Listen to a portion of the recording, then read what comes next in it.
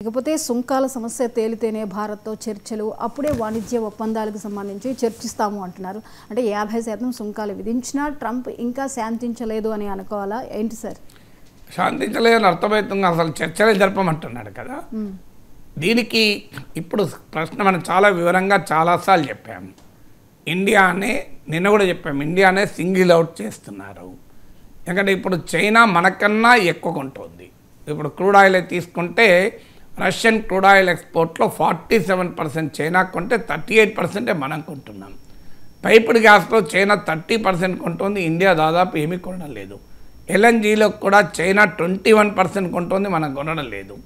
So ఏ రకంగా చూసినా Russia నుంచి ఎనర్జీ ట్రేడ్ జరిపే అతిపెద్ద దేశం చైనా. చైనా పైన మాత్రం 30% టారిఫ్ అంటున్నాడు, మన పైన మాత్రం 50% టారిఫ్ ఇంకా పెంచుతా అంటున్నాడు. అసలు ఏమైనా లాజిక్ ఉందా? చైనానేమో అమెరికాకు స్ట్రాటజిక్ రైవల్, వ్యూహాత్మక ప్రత్యర్థి. మనమేమో స్ట్రాటజిక్ అలై, వ్యూహాత్మక మిత్రదేశం. వ్యూహాత్మక మిత్రదేశంలోమో ఇంత అన్యాయంగా టార్గెట్ చేసి వ్యూహాత్మక ప్రత్యర్థి విషయంలోనూ రాజీ పడుతున్నాడు ట్రంప్. ఇది క్లియర్గా కనబడుతోంది కదా. అలాగే మీకు అమెరికన్ ట్రేడ్, వేరే వాళ్ళు పక్క పెట్టండి, రష్యాతో అమెరికా కూడా ట్రేడ్ చేస్తోంది. ఇప్పుడు ఈ 5 monthsలోనే అంటే జూన్ 2025లోనే $2.4 బిలియన్ ట్రేడ్ చేసింది అమెరికా రష్యాతో. అంతకు ముందు ఏడాది 5 నెలలతో పోలిస్తే ఇది 20% ఎక్కువ. యురేనియం ఎగ్జోఫ్లోరైడ్ అనే మెటీరియల్ను రష్యా నుంచి దిగుమతి చేసుకుంది. అమెరికా న్యూక్లియర్ ఇండస్ట్రీలో వాడుతున్న ఇదో కూడా చెప్పాడు. అదైతే రష్యా నుంచి అమెరికా దిగుమతి చేయడం 28% పెరిగింది. మీకు ఈవెన్ ఫెర్టిలైజర్స్ కూడా దాదాపు ఇప్పుడు ఒక 5 monthsలోనే $806 మిలియన్ ఇంపోర్ట్ చేసుకుంది అమెరికా. ఇది ఈ ఇయర్ మొత్తానికైతే $1.82 బిలియన్ అవుతుంది. ఇది కాక $1 బిలియన్ విలువైన పలేడియం దిగుమతి చేసుకుంది.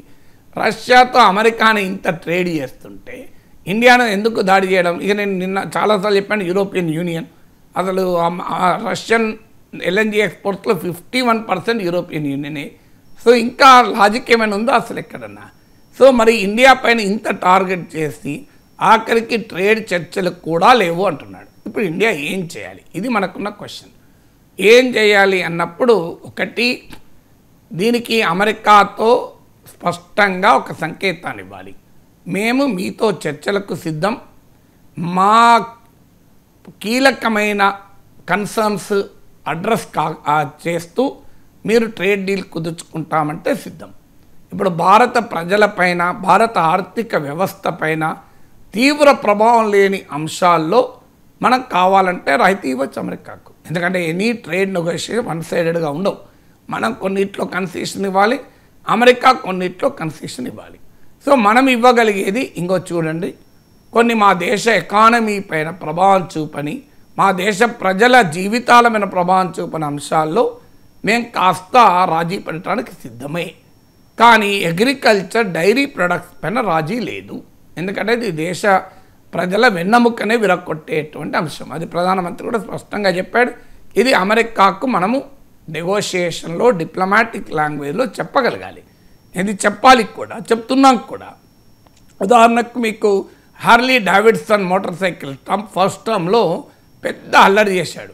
దాన్ని మీరు ఇండియాలో అమ్మనిస్తలేరండి. మనం భారత ప్రభుత్వం సడలించింది. ఫలితంగా ఏమైంది? ఆ సడలించ రాయితీ ఇవ్వకముందు 83 అమ్మినాయి. ఇంత అయితే total Harley Davidson motor cycle ఇండియాలో 83 అమ్మినాయి. ఈ రాయితీ ఇచ్చాక 280 అమ్మినాయి. ఏమవుతుంది? పెద్ద కొంపలే మునగదు. సో అలాగే అమెరికన్ విస్కీకి మనం సడలింపించాం. ఇలా కొన్నిటిపైన ఇండియా రాయితీ ఇచ్చిన ఇండియన్ ఎకానమీ, భారత ప్రజల లైవ్లీహుడ్స్ పైన ప్రభావం పడదు. అలాంటి వాటిలో రాజీ పడటానికి సిద్ధమే తప్ప కోర్ కన్సర్న్స్ వచ్చినప్పుడు అగ్రికల్చర్, డిఫెన్స్, డైరీ ఇలాంటి విషయాల్లో రాజీ పడే ప్రసక్తే లేదు అనేది స్పష్టంగా అమెరికాకు డిప్లొమాటిక్ లాంగ్వేజ్లోనే చెప్పాలి. ట్రంప్ నోటికొచ్చిన భాష మాట్లాడుతున్నాడు, డెడ్ ఎకానమీ అని నీచంగా మాట్లాడుతున్నాడు. సో అది ట్రంప్ పర్సనాలిటీ. అది ట్రంప్ ఎక్కడైనా అలాగే బిహేవ్ చేస్తాడు. ట్రంప్ స్ట్రాటజీ, నెగోషియేటింగ్ స్కిల్ ఏంటంటే ఎదుటి వ్యక్తిని ఇన్సల్ట్ చేయడం, ఎదుటి వ్యక్తిని బెదిరించడం. మీకు ఒక ఉదాహరణ చెప్తాను.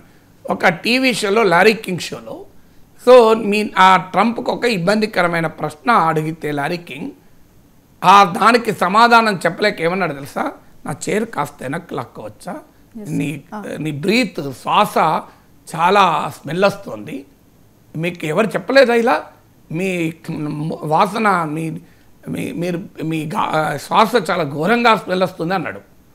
ఆమె వెంటనే మా లారీ కింగ్ ఏమనాలో అర్థం కాక షాటర్ టోటల్గా. సో అందువల్ల ట్రంప్ అలా అవమానిస్తాడు. తర్వాత మొత్తం ప్రోగ్రామ్ అయినాక వెళ్ళిపోతూ లారీ కింగ్ చెప్పాడట, అర్థమైందన్న నెగోషియేషన్ స్కిల్ ఇట్లుంటుంది అని. అంటే కేవలం ఒక కష్టమైన ప్రశ్న టీవీ షోలు అడిగితే ఆన్సర్ చెప్పలేక ప్రశ్న అడిగిన వారిని అవమానించడం, ఇది ట్రంప్ లక్షణం. అందుకే ఇండియా డెడ్ ఎకానమీ అని మాట్లాడుతున్నాడు. కొంతమంది ఏమంటున్నారు, ట్రంప్ పిచ్చివాడు ఏదో ఒకటి మాట్లాడతాడు, మనమెందుకు దానికి మన ప్రైమ్ మినిస్టర్ ఎందుకు రిప్లై అని ఒక మిత్రుడు అడుగుతున్నాడు. మీరు మోడీ మౌనంగా ఉన్నాడు అంటున్నారు సార్, ట్రంప్ పిచ్చోడితో మనం ఎందుకు, మరి పిచ్చోడితో ఎందుకు కలవటానికి పోయిండు మోడీ? సో పిచ్చోడితో కలవడానికి వైట్ హౌస్ ఎందుకు పోయిన పోవద్దు కదా. సో పిచ్చివాడా మంచివాడా సంబంధం లేదు, ఇది president of the United states. అట్లని చెప్పి నేను అమెరికాతో కొట్లాడమని, అమెరికాతో సంబంధాలు తెగదెంపులు చేసుకోమని అనడం లేదు, దట్స్ మూర్ఖత్వం అవుతుంది. కానీ ఎక్కడ రాజీ పడగలము, ఎక్కడ రాజీ పడలేము, ఎక్కడ క్లియర్ డిమార్కేషన్ లైన్ అనేది అమెరికాకు మనం తెలియజేయాలి. అయినా అమెరికా వినలేదనుకుందాం, రెసిప్రోకల్ టారిఫ్ మనం కూడా సిద్ధపడాలి. ఎందుకంటే 50% టారిఫ్ వేస్తే most of the Indian products అమెరికాలో అమ్మవు, ఇంపాసిబుల్. టెక్స్టైల్ రంగం ఉంది, మన టెక్స్టైల్ ఎగుమతులు అత్యధికం అమెరికాకే. Textile sector complete textile exports ఆగిపోతాయి. అందుకే మీరు స్టాక్ మార్కెట్లో చూడండి, ఎక్స్పోర్ట్ ఓరియంటెడ్ టెక్స్టైల్ కంపెనీస్ షేర్లన్నీ 15%, 18%, 20%, అబౌట్ 20% పడిపోయాయి. సో అందువల్ల ఎలాగూ ఇండియా 50% టారిఫ్ వేస్తే భారతదేశ వస్తువులు ఏవి అమెరికాలో అమ్ముడు పోవు. ఇది ప్రాక్టికల్గా సాధ్యం కాదు. దాదాపు ఏదో ఒకటి ఎమర్జెన్సీ ఉంటే పోతే, ఆ ఎమర్జెన్సీ వాడికి ఆల్రెడీ ట్రంపే ఎగ్జంప్షన్ ఇచ్చాడు, ఫార్మా ఇట్లాంటి వాడికి కొంత ఎగ్జంప్షన్ ఇచ్చాడు. సో అందువల్ల మనం 50% నీవు మా పైన వేస్తే మేము కూడా 50% వేస్తాము. ఎందుకంటే ట్రంప్ చెప్పిన ప్రిన్సిపల్ నేను చెప్పేది కాదు, రెసిప్రోసిటీ అని ట్రంపే వాడాడు. రెసిప్రోకల్ టారిఫ్ సిద్ధపడాలి. అది ఘర్షణ పడమని అంటలేను, అది ఇప్పుడే చేయమని అంటలేను, టేక్ యువర్ టైం. ఎందుకంటే అమెరికాతో మనకు మిత్రదేశం, అమెరికాతో సంబంధాలు ఉండాలి. 4 మిలియన్ 40 లక్షల మంది proud and patriotic Indian Americans ఉన్నారు. They are proud of Indian heritage. So we need America. That doesn't mean will crawl before America. America మనకు అవసరం, కానీ అమెరికా కాళ్ళ మీద పడటానికి ఒక ఆత్మగౌరవం ఉన్న భారతదేశం సిద్ధపడదు కదా. It's a self respecting nation. So anything is negotiable in life. Human dignity is never negotiable. ఎప్పుడైనా గుర్తుపెట్టుకోవాలి, మనం ఏదైనా నెగోషియేట్ చేసుకోవచ్చు. బేరసారాలు, టారిఫ్లు, వస్తువులు, ఎక్స్పోర్ట్లు, ఇంపోర్ట్లు, డబ్బులు అన్నీ. కానీ ఆత్మగౌరవాన్ని నెగోషియేట్ చేసుకోకూడదు. ఒక్కసారి ఆత్మగౌరవాన్ని నెగోషియేషన్కు పెడితే ఇక nothing that you can do. 200 ఏళ్ల బ్రిటిష్ వలసవాదానికి వ్యతిరేకంగా పోరాడి నిలిచిన భారతదేశం ఎట్టి పరిస్థితుల్లో ఆత్మగౌరవాన్ని నెగోషియేట్ చేసుకోం. అదే సమయంలో అమెరికాతో ఘర్షణ పడమని కానీ, అమెరికాను తృణీకరించమని కానీ, అమెరికాతో సంబంధాలే పెట్టుకోవద్దని కానీ నేనేం మాట్లాడడం లేదు. Yes, we need America, but America also needs India. ఇది మర్చిపోవద్దు కదా. India needs America, America also needs India కదా. అందువల్ల ఇది ట్రంప్తో మనం వ్యవహరించాల్సిన తీరు. ఇక రెండవది ఆల్టర్నేట్.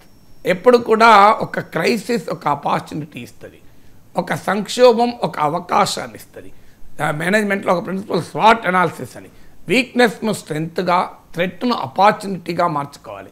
జీవితంలో ఎవరు సక్సెస్ అవుతారంటే థ్రెట్ను ఆపర్చునిటీగా మార్చుకున్న వాళ్ళే సక్సెస్ అవుతారు. So India should convert this threat into opportunity. ఆ ప్రక్రియ కూడా మొదలైంది. ఇవాళ ఈ 2-3 రోజుల్లో మీరు చూడండి, అజిత్ దోవల్ మన నేషనల్ సెక్యూరిటీ అడ్వైజర్, మన ఫారిన్ మినిస్టర్ మాస్కోకి వెళ్ళారు. ప్రెసిడెంట్ పుటిన్ ఇండియాకు వస్తున్నారని ప్రకటించారు. President of Brazil Lula da Silva మోడీతో మాట్లాడాడు. లూలా డిసిల్వాను ఇండియాలో పర్యటించమని మోడీ ఆహ్వానించాడు. నెక్స్ట్ ఇయర్ ప్రెసిడెంట్ లూలా వస్తున్నాడు. ఇండియన్ ప్రైమ్ మినిస్టర్ చైనాకి వెళ్తున్నాడు. ఈ మంత్లోనే చైనా ప్రెసిడెంట్ జింపింగ్ రాబోతున్నాడు ఇండియాకు. So what does this indicate? Brazil, India, Russia, China ట్రంప్కు నిద్రపట్టని బ్రిక్స్. సో దీన్ని మరింతగా స్ట్రెంగ్తెన్ చేయాలి. అయ్యా ట్రంప్, మాకు అమెరికాతో స్నేహం అవసరం, కానీ ఆత్మగౌరవాన్ని అమ్ముకొని స్నేహం చెయ్యం. నీవు వద్దనుకుంటే మాకు ప్రత్యామ్నాయాలు ఉన్నాయి అని రెండవ మెసేజ్గా ఇవ్వాలి. మూడవది, కొన్ని దేశాలు ఉదాహరణలు చెప్తాను ఏం చేస్తున్నాయో తెలిస్తే మనమేం చేయాలో అర్థమవుతుంది. ట్రంప్ ఏ దెబ్బ అయితే కొట్టాడో అదే దెబ్బ వాళ్ళు కొడుతున్నారు. అమెరికా ఏ పనైతే చేసి ఇతర దేశాలు లొంగ తీసుకోవాలని చూస్తున్నాడో సేమ్ లాంగ్వేజ్లో ఆ దేశాలు చెప్తున్నాయి. ఉదాహరణకు అమెరికా మిత్రదేశం అయిన యూరోపియన్ కంట్రీ స్పెయిన్ మీకు F-35 ఇటీవల మోడీ పర్యటన సందర్భంగా కూడా భారతదేశం F-35 యుద్ధ విమానాలు కొనబోతుందని ట్రంప్ ప్రకటించాడు. స్పెయిన్ ఆల్రెడీ ఆర్డర్ ఇచ్చింది, క్యాన్సిల్ చేసుకుంది. ఇప్పుడు మాకు F-35 యుద్ధ విమానాలు అవసరం లేదు, యూరో ఫైటర్స్ కొంటామని పైకి చెప్తున్నది. యూరోప్ డిఫెన్స్ ఇంటగ్రేషన్లో భాగంగా మేము F-35 కొనకుండా యూరో ఫైటర్లు కొంటున్నాం అంటున్నారు. రియాలిటీ ఏంటంటే ట్రంప్ టారిఫ్లు విధించిన స్పెయిన్ పైన కనుక స్పెయిన్ రిటాలియేషన్గా F-35 కొనము అని ప్రకటించింది. స్విట్జర్లాండ్ ప్రైమ్ మినిస్టర్ అమెరికాకి వెళ్ళారు. స్విట్జర్లాండ్ పైన 39% టారిఫ్ ఉంది. అమెరికా ప్రెసిడెంట్ కనీసం స్విట్జర్లాండ్ ప్రైమ్ మినిస్టర్కు అపాయింట్మెంట్ కూడా ఇవ్వలేదు. ఇప్పుడు ఏమైంది, స్విట్జర్లాండ్ $9 బిలియన్ F-35 కాంట్రాక్ట్ను ఇలా వదులుకోవాలని చూస్తుంది. సో మీకు రెండో దేశం అంటే స్పెయిన్, స్విట్జర్లాండ్ ఉదాహరణలు చెప్పాను. ఇలా చాలా కంట్రీస్ ఆలోచిస్తున్నాయి. So they wanted to cancel American contracts. నీవు మా దేశం పైన టారిఫ్లు వేస్తే మీ దేశ యుద్ధ విమానాలు మేము ఎందుకు కొనాలి? మీ దేశ డిఫెన్స్ ఎక్విప్మెంట్ ఎందుకు ఇవాళ పేపర్లో, తెలుగు పేపర్లో చూశాను, అమెరికా ఆయుధాలు కొనడం కూడా భారతదేశం ఆపుతుంది అని. అయితే భారత ప్రభుత్వం దాన్ని అబద్ధమని ఖండించింది. But nothing wrong also. Tell America in the language it understands. Tell Trump in the language it understand. నీవు మా ఎకానమీని దెబ్బతీయాలని చూస్తే నిన్ను కూడా అక్కడే కొట్టగలం. నువ్వు 4 కొడితే మేము 1 కొడతాం. మేము మొత్తానికే కొట్టలేని అసమర్థులం కాం కదా. సో అనే అంశాన్ని మనం స్పష్టంగా అమెరికాకు తెలియజేయాలి. సో ఒక understanding the innovatable is the genius అనే సామెత ఉంది. ఏది అనివార్యమో తెలుసుకోవడమే తెలివైన వాడి లక్షణం. మనము ట్రంప్ ఉపద్రవాన్ని మనం కోరుకోవడం లేదు కూడా. ట్రంప్ ఉపద్రవాన్ని నివారించేందుకు చివరి వరకు ప్రయత్నం చేయాలి. కానీ ఇక ఉపద్రవం వచ్చినప్పుడు ఏం చేస్తాం? తుఫాన్ రాకూడదని ఆశిస్తాం, తుఫాన్ రావద్దని కోరుకుంటాం. తుఫాన్ అంటూ వస్తుంది అని అనివార్యమైనప్పుడు ఏం చేస్తాం? దానికి తగ్గట్టుగా ప్రిపేర్ అవుతాం. నేను ప్రిపేర్ కాము, ఈ తుఫాన్ ఎందుకు వచ్చిందని తిట్టుకుంటూ కూర్చుంటాను అనవద్దు కదా. You have to be prepared for a Trump cyclone.